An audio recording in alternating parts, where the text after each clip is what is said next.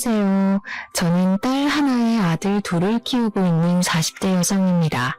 저는 나이를 먹지 않을 줄 알았는데 정신 차리고 보니 어느새 제가 40대가 되어 있고 세 자녀의 엄마가 되었네요. 되돌아보면 오늘의 저와 가족들이 있기까지 정말 무수히 많은 일이 있었습니다. 사실 지난 10년은 제 인생에서 가장 힘들고 괴로운 나날들이었어요. 지금은 어느 정도 제 마음이 정리도 되고 여유가 있지만 얼마 전까지만 해도 생각할수록 울분이 터지고 치가 떨리는 사건 때문에 잠도 잘 못 잤거든요.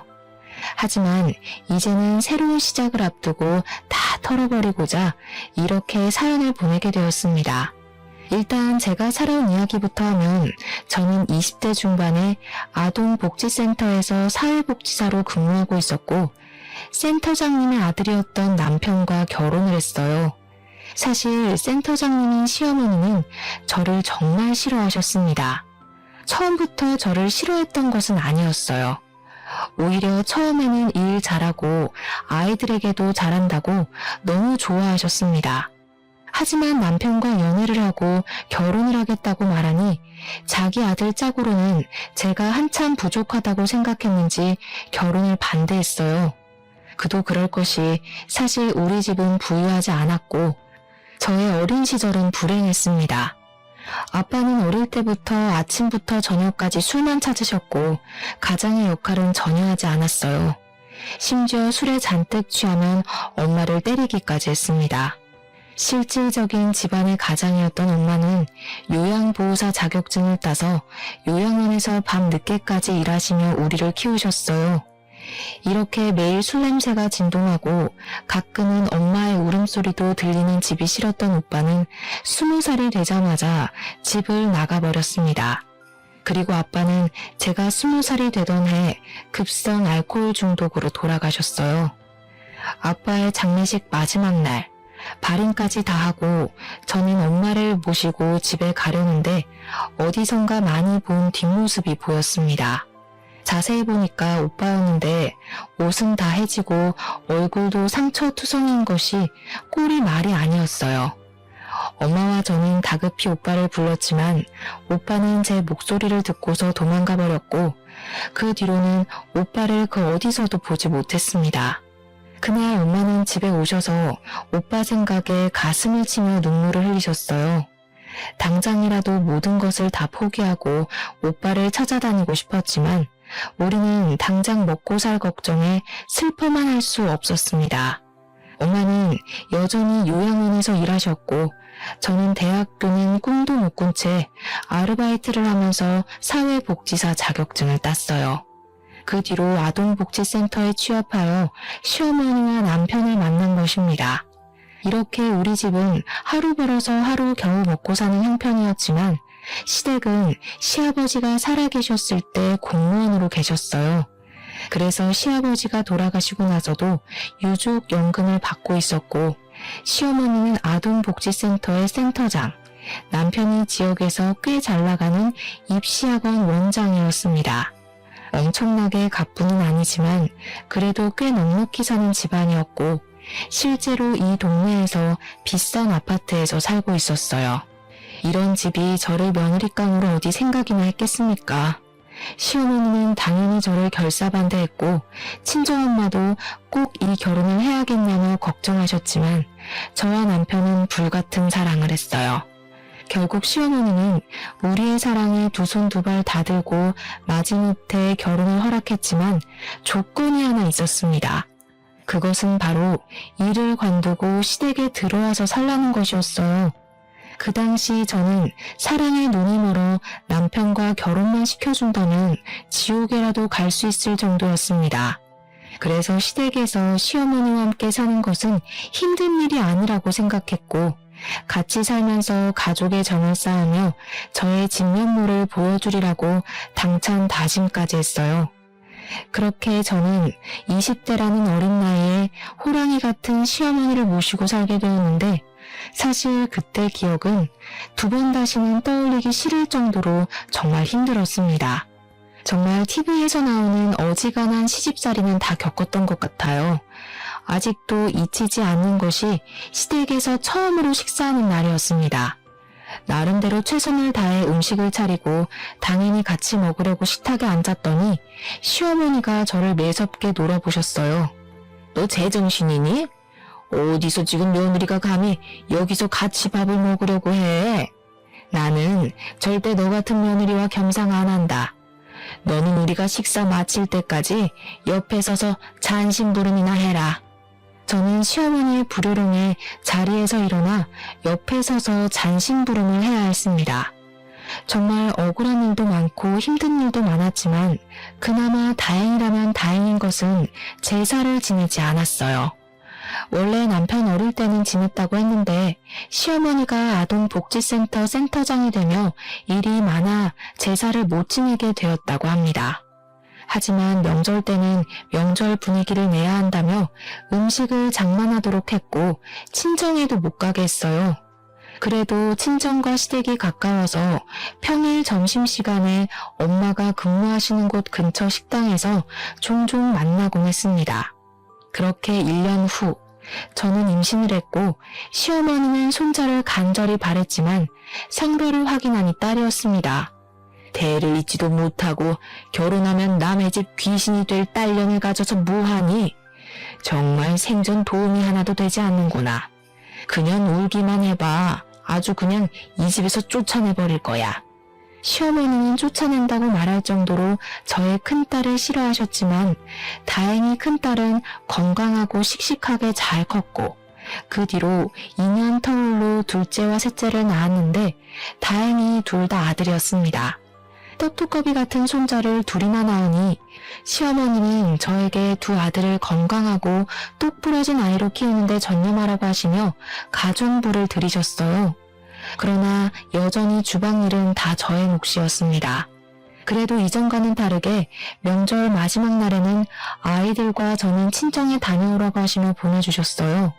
저는 남편과도 같이 가고 싶었지만 남편은 학원 일로 바빠서 유일하게 쉬는 날이 명절인데 그날 꼭 친정에 데리고 가야 하겠냐며 아이들과 저만 친정에 보내셨습니다.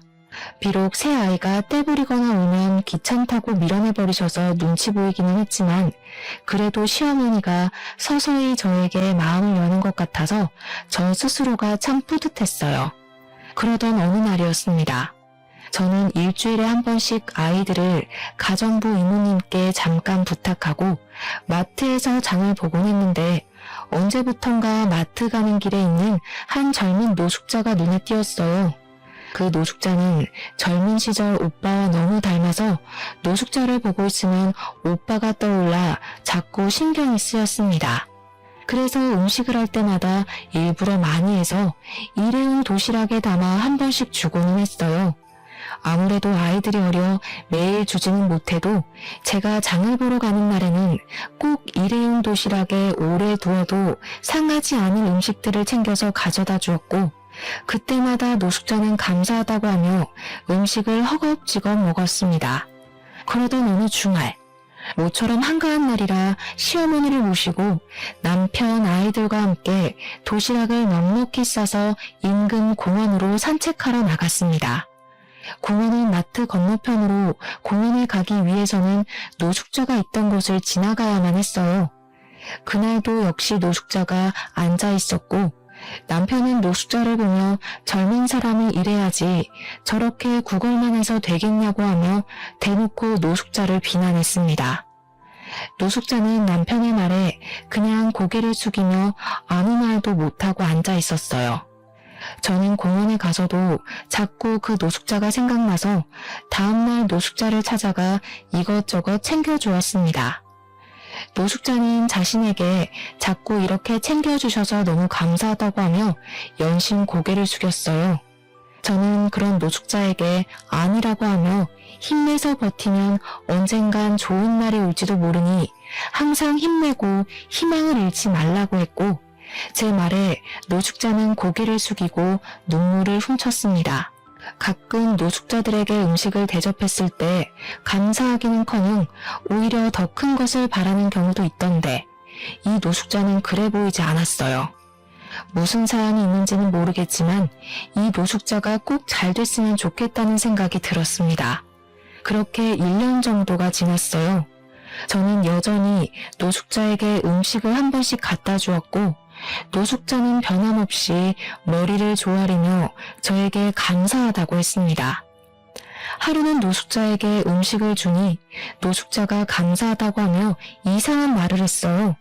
저 사모님, 제가 이런 이야기하는 게 맞는지 모르겠는데 사장님 한번 잘 살펴보세요.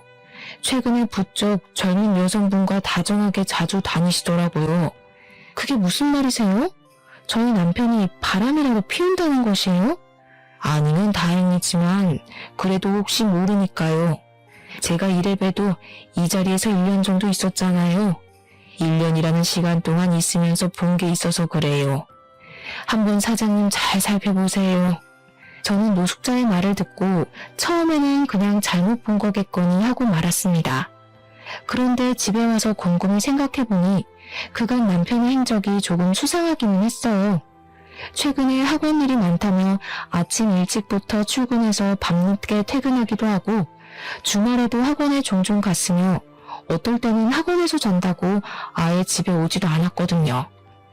저는 노숙자의 말이 거짓이길 바라면서도 한편으로는 진짜인 것 같은 불안감이 들었습니다.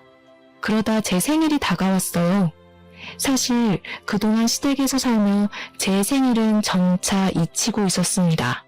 이번에도 당연히 그럴 거로 생각하고 여느 때와 같이 부부 침실을 정리하는데 침대 밑에 무언가가 있더라고요. 손을 넣어 꺼내보니 웬 고급 목걸이가 있었습니다. 저는 그날이 제 생일 전날이라 당연히 남편이 저를 위해 준비한 것으로 생각해서 다시 침대 밑에 넣어뒀어요. 그리고 내일 남편이 목걸이를 주면 아무것도 몰랐던 것 깜짝 놀라는 연기를 해야겠다고 생각했습니다. 제 생일인 다음 날, 저는 아침에 남편이 생일 축하한다고 하며 목걸이를 건네줄 줄 알았는데 남편은 아무 말이 없었어요. 오히려 학원 일로 바쁘다고 하며 새벽부터 정신없이 나갔고 남편이 출근하고 침대 밑을 보니 어제는 분명히 있던 목걸이가 없었습니다. 저는 남편이 저녁 때 퇴근하며 깜짝 선물로 줄 것으로 기대했으나 그날 저녁 남편은 집에 들어오지 않았어요. 전화를 해보니 학원 선생님의 어머니가 돌아가셔서 지방에 내려가고 있고 오늘 밤에 못 들어갈 것이라고 했습니다. 상황은 어쩔 수 없었지만 선물을 받을 것으로 기대해서 그런지 속상했어요. 그래도 남편이 장례식장에 다녀와서 목걸이를 제게 줄 줄 알았는데 끝내 남편은 목걸이를 꺼내지 않았습니다. 이렇게 되자 침대 밑에 있던 목걸이는 과연 누구의 것이었는지가 궁금했어요. 남편에게 물어보려고 했으나 남편이 매일 밤늦게 들어오고 아침에는 일찍 나가버려서 물어볼 수 없었습니다. 그 주 일요일, 남편은 학원에 일이 있다며 아침 일찍부터 나갔고 아이들은 방에서 놀고 있었어요. 아이들과 함께 공원이라도 가고 싶었지만 일요일에는 가정부 이모님이 오시지 않아 제가 집안일을 해야만 했습니다. 점심시간이 되어 식사 준비를 하고 시어머니 방문 앞으로 갔는데 큰 방에서 시어머니가 누군가와 통화 중이셨어요. 문 밖까지 소리가 들려 얼결에 들었는데 빨리 이혼시키고 아이와 함께 재혼시킨다는 말을 하셨습니다. 통화가 마친 것 같아 제가 식사 준비 다 됐으니 나오시라고 문을 두드리려고 하자 시어머니가 문을 열고 나왔어요. 깜짝이야. 쥐새끼처럼 문 앞에서 뭐하는 짓이야? 방금 내가 하는 이야기 들었어? 식사하러 나오시라고 말씀드리려고 한 건데. 그런데 방금 이혼 재혼 이야기 나오는데 누구 이혼했어요? 알 것 없다. 어디 어른이 통화하는데 몰래 엿듣고 있어? 너희 친정에서는 너를 그렇게 가르치디? 정말 못 배운 티가 아주 팍팍 나는구나. 얼른 가서 밥 먹자. 시어머니는 아주 당황한 표정으로 부엌에 가서 식사했고 그런 모습을 보니 느낌이 왠지 이상했습니다. 그날 저녁 남편이 퇴근 후 샤워하는데 자꾸 옷장에서 진동 소리가 났어요. 옷장 문을 열어보니 남편 양복 주머니에서 진동 소리가 나고 있었고 주머니 안에는 처음 보는 핸드폰이 있었습니다. 핸드폰을 꺼내보니 발신자 이름이 없고 핸드폰 번호 11자리만 적혀 있었는데 가운데 자리는 남편 생년월일과 같았고 끝자리가 남편 핸드폰 번호와 똑같았어요. 그리고 핸드폰 케이스에는 하트 그림이 그려져 있었습니다. 제가 전화를 받으려던 찰나 남편이 샤워하고 나왔어요. 남편은 제가 전화를 받으려는 모습을 보자 기겁을 하며 후다닥 핸드폰을 빼앗아 갔습니다. 뭐야? 남의 핸드폰을 왜 함부로 네가 받아? 이게 얼마나 중요한 전화인데. 계속 전화가 오길래 근데 이 핸드폰은 무슨 핸드폰이야? 자기 핸드폰 이거 아니잖아. 이거 학원에서 학부모님들, 학원 거래처 사람들과 연락하는 핸드폰이야. 언제 개통한 거야? 그리고 케이스는 그게 뭐야? 자기 원래 이런 케이스 유치하다고 안 좋아하잖아. 그냥 학생들이 선물로 줘서 한 거야. 뭘 그렇게 따져대. 아무튼 나 전화하고 올게. 남편은 핸드폰을 들고 굳이 집 밖에 나가서 전화통화를 했습니다. 아무리 학원 업무인 핸드폰이라지만 이렇게까지 화를 내는 것, 그리고 업무상의 전화를 굳이 밖에까지 나가서 하는 것이 이상했어요. 그리고 제일 이상한 것은 남편의 취향에 전혀 맞지 않은 하트 그림의 핸드폰 케이스였습니다. 원래 남편은 핸드폰 케이스도 항상 투명하거나 무채색만 했지 이런 그림이 그려진 것은 단 한 번도 한 적이 없었어요. 결혼 전 연애할 때 제가 사줘본 적은 있지만 그때도 유치하다고 절대 끼고 다니지 않았습니다. 젊을 때 그랬던 사람이 40대가 돼서 그런 핸드폰 케이스를 자발적으로 낀다는 것은 아무리 생각해도 말이 안 되는 소리였어요. 이상한 생각은 꼬리에 꼬리를 물었고 일단 그 번호 주인을 알아봐야겠다는 생각에 아까 전화온 핸드폰 번호를 저장했습니다. 한번 보기는 했지만 가운데 자리는 남편의 생일이고 끝자리는 남편의 핸드폰 번호와 같아서 쉽게 기억할 수 있었어요. 핸드폰 번호를 저장하고 나니 카카오톡에 새 친구가 뜨길래 메인 사진을 보니 침대 밑에서 본 그 목걸이 사진이 있었고 그 위에는 남자와 여자가 커플링을 끼고 손잡은 사진이 있었습니다. 그리고 상태 메시지에는 남편의 이니셜 하트 그리고 400일이라는 글씨가 있었어요. 저는 직감적으로 이 남자의 손이 남편의 손이고 이 핸드폰 번호의 주인은 남편과 불륜을 저지르고 있는 여자의 번호라는 것을 알았습니다. 그날 밤 남편은 상간녀와 통화를 하고 서재에서 잠을 잤고 저는 부부 침실에서 혼자 있으며 이 상황을 어찌해야 할지 고민했어요. 밤을 꼴딱 새우고 다음날 아침 남편은 역시 새벽부터 출근했습니다. 저는 모두 출근한 뒤 방으로 들어가 상간녀의 번호로 전화를 했으나 받지 않길래 제가 남편의 아내인데 한번 만나서 이야기 좀 나눠야겠다고 문자를 보냈어요. 상간녀는 제 문자에 바로 전화를 했고 우리는 그날 오후에 한 카페에서 만났습니다. 은찬이 오빠랑 같이 사는 분이 그쪽이에요? 참 저렴하게도 생기셨네. 뭐 암튼 저 은찬이 오빠랑 결혼할 거고 은찬이 오빠 어머니도 저 알고 계세요. 들어보니까 둘이 이혼시키고 저랑 재혼시킬 생각이신 것 같던데. 아, 물론 아이들과 함께요. 사실은 제가 돈은 많아도 임신은 못하는 처지거든요. 솔직히 앞길이 창창한 은찬이 오빠가 그쪽보다는 건물주 딸인 제가 더 잘 어울리지 않겠어요? 게다가 아이도 아들 둘에 딸 하나 있으면 보기 좋은 오붓한 가정이 되겠네요. 뭐? 지금 유부남이랑 불륜을 저지른 주제에 뭘 잘했다고 이렇게 당당해? 그리고 우리 아이들을 내가 언제 너한테 맡긴대? 허튼 생각을 참 정성껏 한다. 언니가 아무리 그래도 어머니, 은찬이 오빠 모두 말 끝낸 상황이에요. 이미 1년 전부터 명절 마지막 날에는 그 집에도 갔는걸요. 그리고 언니가 자던 침대에서 은찬이 오빠랑 잠도 자고요.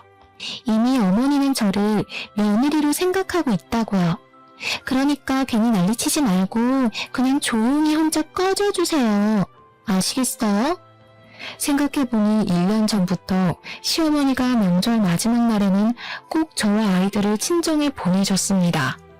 저는 감사한 마음에 친정에 갔었는데 사실은 남편 상간녀와 함께 시간을 보내려고 했던 것이라는 생각을 하니 남편과 시어머니에 대한 배신감과 분노에 눈이 뒤집히고 온몸이 부르르 떨리더라고요. 저는 끝까지 뻔뻔한 상간녀에게 너무 화가 나서 앞뒤 생각할 겨를도 없이 상간녀의 면상에 물을 뿌렸습니다.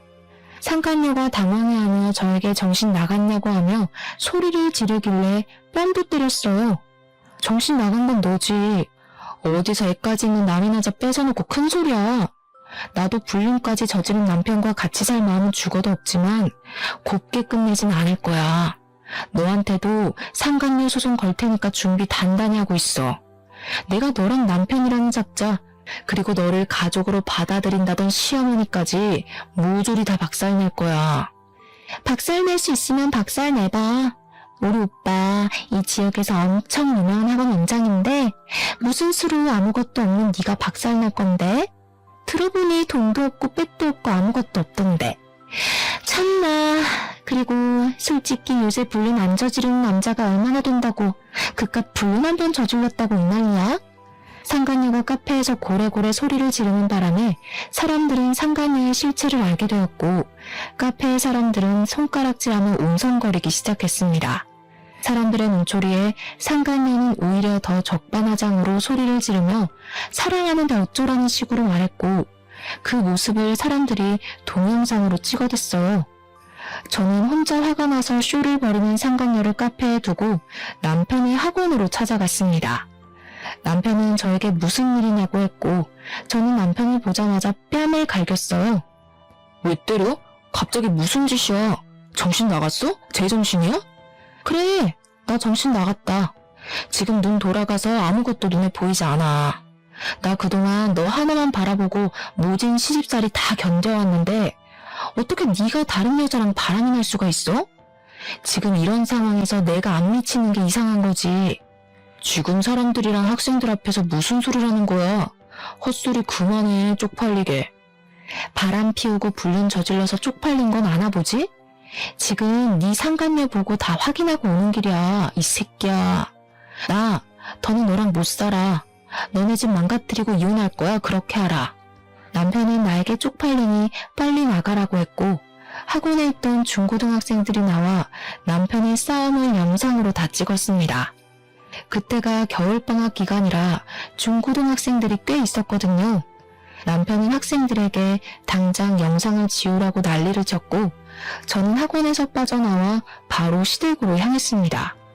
시댁에는 첫째, 둘째 아이는 어린이집에 갔고 셋째 아이와 가정부 이모님만 있었어요.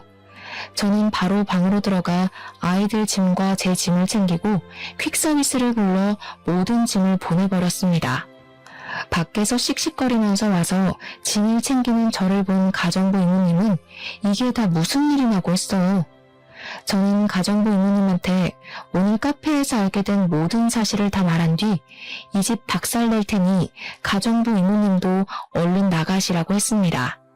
가정부 이모님은 사실 다 알고 있었다며 남편과 상간녀가 집 앞에서 데이트하는 사진을 저에게 주셨어요. 그러면서 이모님이 이 집에 들어오게 된 경위를 이야기해 주셨습니다. 원래 이모님의 남편은 이 집의 운전기사였다고 해요.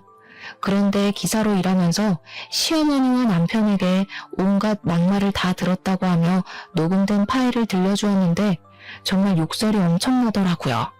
결국 이모님의 남편은 공황장애, 우울증, 대인기피증으로 밖에 나오지 못하는 상황이고 이 모습을 본 이모님은 이 집구석 무너뜨릴 생각으로 가정부가 되어왔다고 했습니다. 그러면서 이 집에 남아 도울 것이 있으면 도울 테니 언제든지 연락하라고 했어요. 저는 가정부 이모님과 대화를 마친 후 그 망할 놈의 집구석에서 나와 새 아이를 데리고 친정으로 갔습니다. 일단 큰 소리치고 나왔는데 이 집을 어떻게 망가뜨려야 하나 고민이 되었어요. 그날 저녁 엄마가 퇴근하시고 집에 오셨고 저는 그동안의 상황을 다 이야기했습니다.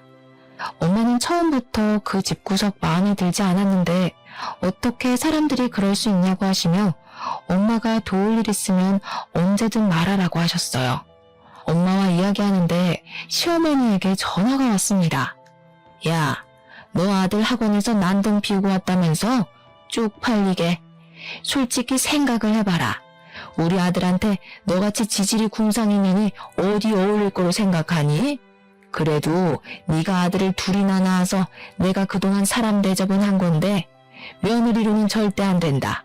너같이 돈도 없고 무식한 것은 그냥 아이만 낳아주고 꺼져주면 돼. 알겠어? 그러니까 아이들은 두고 이혼해라.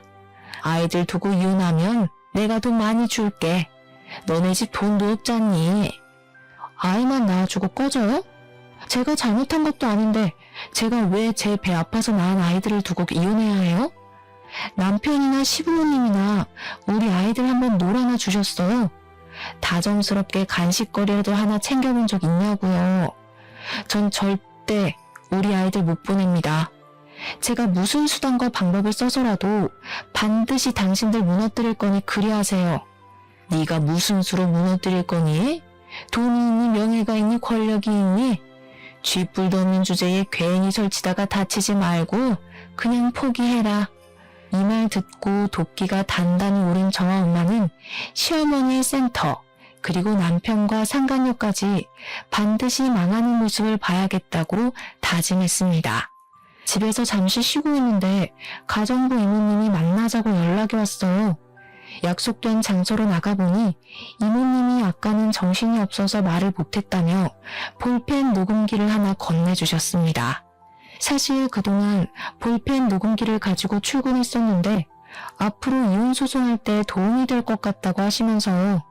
저는 감사한 마음으로 가정부 이모님께 볼펜 녹음기를 받았고 친정집으로 다시 가는 길에 노숙자를 보았습니다.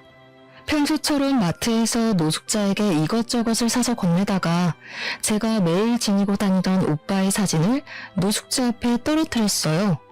노숙자는 오빠의 사진을 보더니 오빠의 이름을 말하며 맞냐고 물었습니다. 저는 맞는데 어떻게 하시냐고 했더니 원래 이 근처에서 크게 학원을 하시던 학원 원장님이셨다고 하며 항상 지나가실 때마다 자신에게 음식을 사주시던 분이라고 했어요. 그런데 갑자기 다른 지역으로 이사하셨고 가시면서 혹시 힘든 일 있으면 연락하라고 하시며 명함을 주고 가셨다고 합니다. 그러면서 노숙자는 오빠의 이름이 적힌 명함을 건네주었어요. 저는 그 명함을 보고 바로 엄마에게로 달려갔습니다. 엄마는 명함을 보시더니 떨리는 목소리로 명함 속 번호로 전화를 했어요. 오빠는 엄마의 목소리를 듣자마자 바로 엄마임을 알아차렸고 우리는 눈물을 흘리며 오빠에게 지금 사는 곳을 물었습니다. 노숙자의 말대로 오빠는 대학 입시 컨설팅 학원을 운영하고 있었고 오빠가 있는 곳은 우리가 사는 곳 바로 옆 동네였어요. 다음날 오빠는 저와 엄마가 사는 집으로 왔고 엄마는 요양원에 연차까지 내고 오빠를 위해 엄청난 음식을 준비했습니다. 우리는 밥을 먹으며 서로 살아온 이야기를 나눴어요.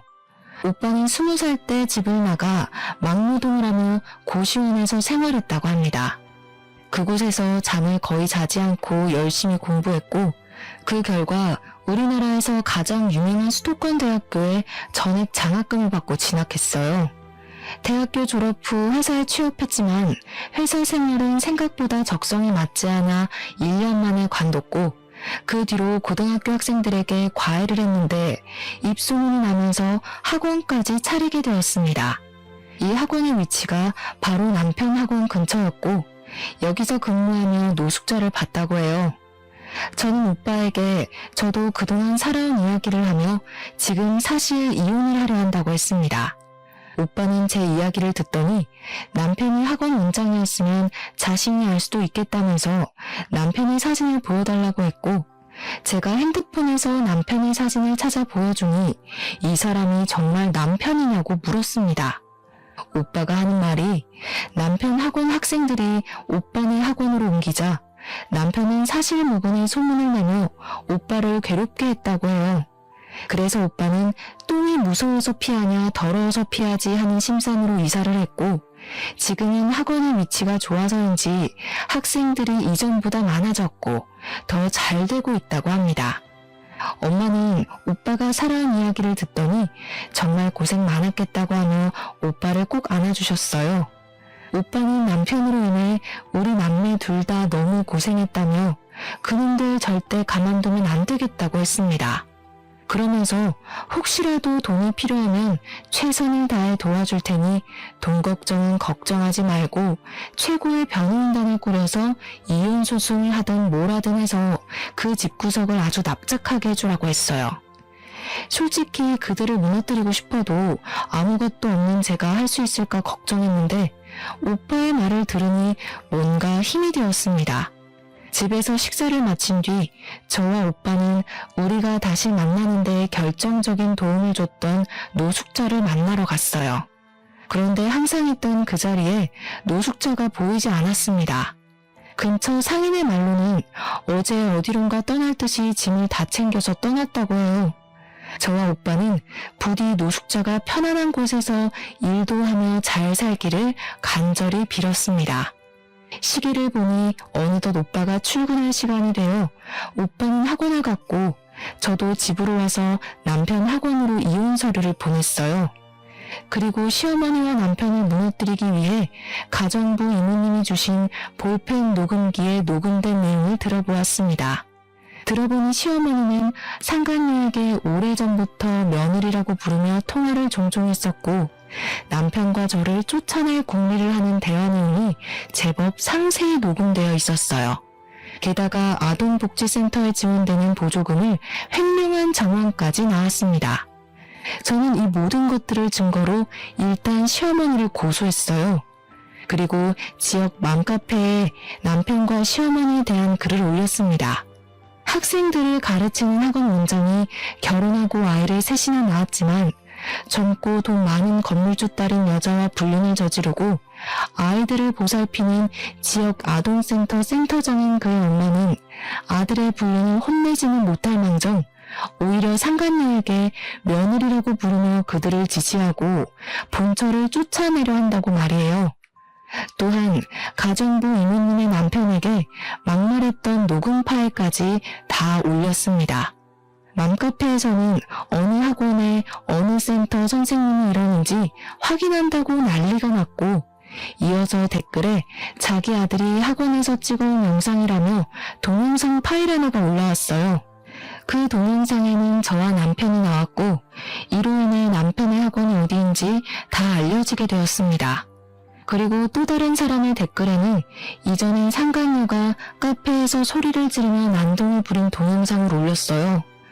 그 동영상에는 상간녀가 소리를 지르며 이 지역에서 엄청 유명한 학원 원장과 불륜을 저지른다고 말하는 장면이 있었는데 그 덕에 사람들은 동영상 속 여자가 남편과 불륜을 저지른 상간녀임을 알 수 있었고 건물주라는 말에 상간녀의 신상도 털리게 되었습니다.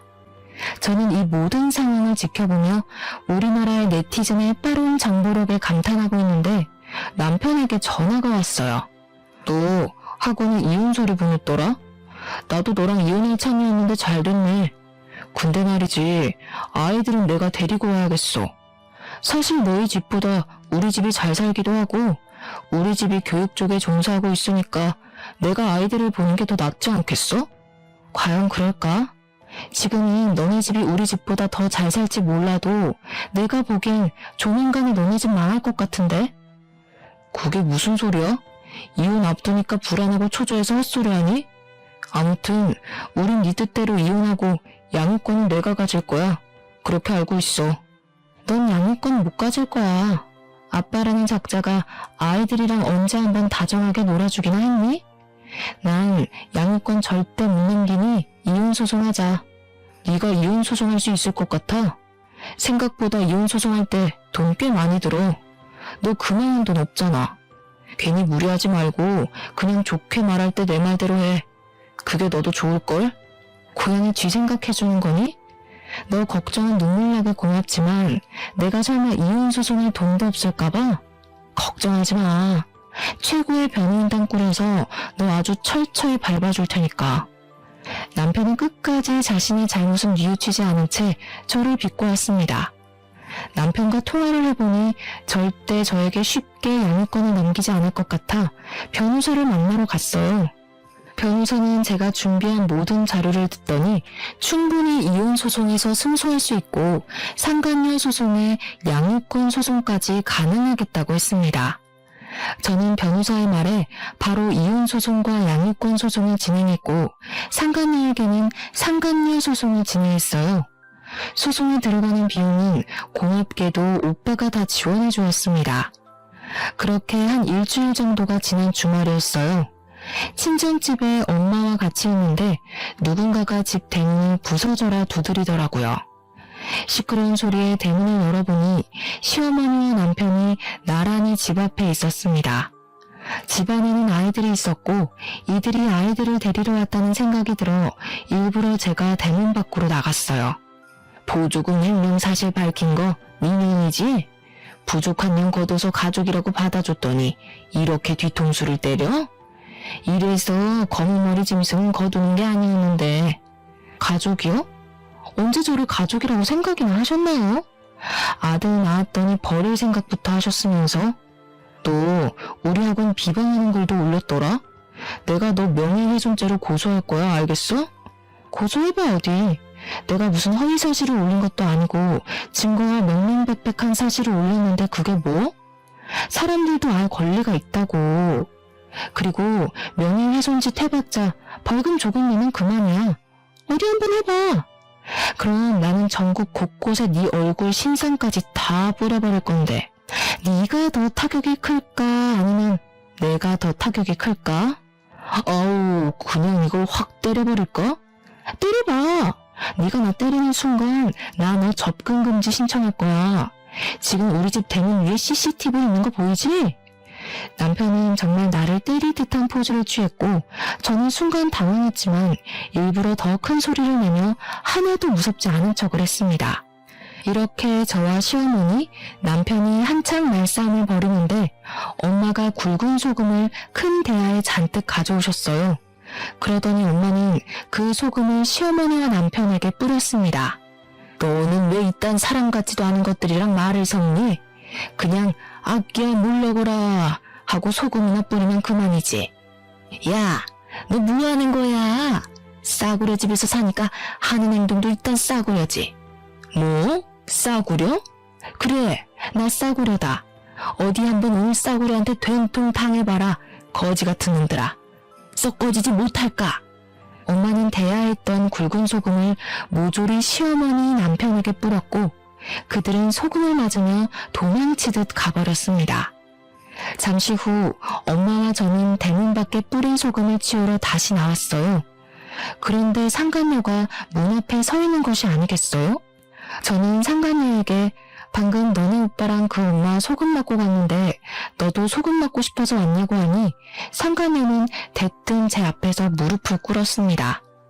언니, 제가 잘못했어요. 제가 카페에서 난리친 영상 보시고 아빠가 날 집에서 쫓아냈어요. 그래서 오빠 집에 들어가서 살려고 했는데 오빠도 그러고 어머니도 그러고 어떻게 카페에서 그 난리를 쳐서 우리 얼굴에 먹칠하냐고 하시고 불륜이 자랑이냐고 하시며 저를 또 쫓아내셨어요. 집에서도 저를 안 받아주시고 믿었던 오빠도 날 버려서 저 갈 데가 없어요.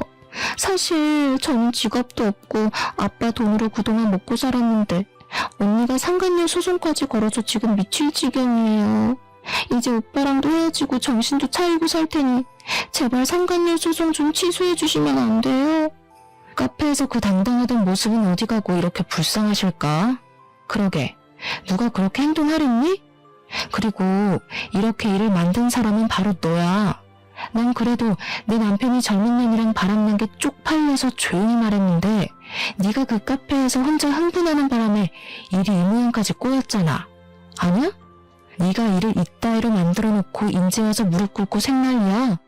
그리고 나는 상간녀 소송 취하해줄 생각 눈꼽만큼도 없으니까 자랑스러운 건물주이신 네 아빠한테 빌든 네 오빠라는 작자한테 가든 아니면 길에서 구걸이라도 해서 반드시 그 돈 마련해.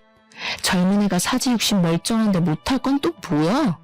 상간녀는 당당하고 뻔뻔한 모습은 온데간데 없고 제 앞에서 무릎을 꿇고 사정을 봐달라고 빌었습니다. 어떤 사람은 이런 모습을 보면 불쌍해서 고소를 취하해주기도 하던데 저는 그런 모습을 보니 참 고소하더라고요.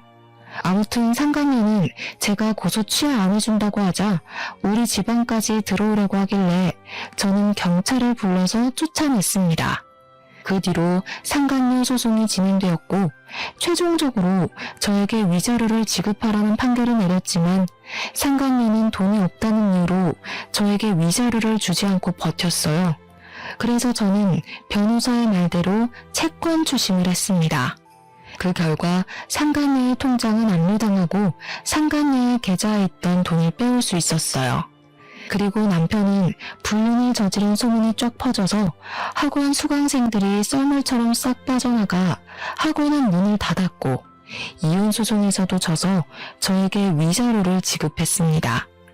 물론 양육권도 박탈당해서 양육비까지 매달 줘야 하는 상황이 되었어요.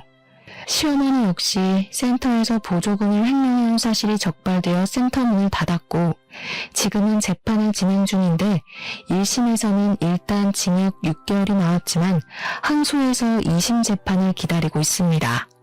시어머니와 남편 그리고 상간녀는 아이 셋이 있는 그럴싸한 가정을 꿈꿨지만 결국 아이 셋은커녕 아무것도 갖지 못하고 인생의 쪽박을 찼어요. 그리고 저는 오빠의 도움으로 소송을 무사히 마치고 집 근처에 아이들에게 맞는 어린이집도 찾았습니다. 또한 예전에 따놓은 사회복지사 자격증으로 이 지역에서 가장 큰 아동복지센터에 취업해서 다음 주부터 출근할 예정이에요. 너무 오랜만에 하는 출근이라 긴장되고 떨리지만 새로운 삶을 얻었다고 생각하고 열심히 해볼 예정입니다. 참! 그리고 제가 이번에 아동복지센터에 면접 보고 오는 길에 저와 오빠를 만나게 해준 노숙자가 공사장에서 일하는 모습을 봤어요. 저는 일부러 그 앞에서 기다렸다가 노숙자와 대화를 나눴습니다. 알고 보니 노숙자는 원래 사업을 하던 사람인데 부도가 나서 이혼당하고 아이들도 못 보고 졸지에 길거리에 나앉았다고 해요. 이렇게 떠돌아다니다가 죽으려고 했는데 저도 오빠가 베풀어준 선의로 열심히 살 희망이 생기고 다시 일할 용기가 생겼다고 했습니다. 저는 그런 노숙자를 응원하며 기쁜 소식 들려줘서 고맙다고 했어요. 그리고 집에 와서 오빠와 엄마에게 노숙자에 관한 이야기를 했더니 오빠가 이런 사람은 우리가 도와줘야 한다며 노숙자에게 일자리를 소개해줬는데 바로 학원 건물관리인입니다. 노숙자는 열심히 해보겠다며 어제부터 출근했다고 하던데 정말 쉬지도 않고 열심히 했다고 해요. 노숙자분도 우리와 함께 새로운 곳에서 잘 적응하며 어느 정도 자리도 잡고 아이들도 꼭 보았으면 좋겠네요. 저의 이야기는 여기까지입니다.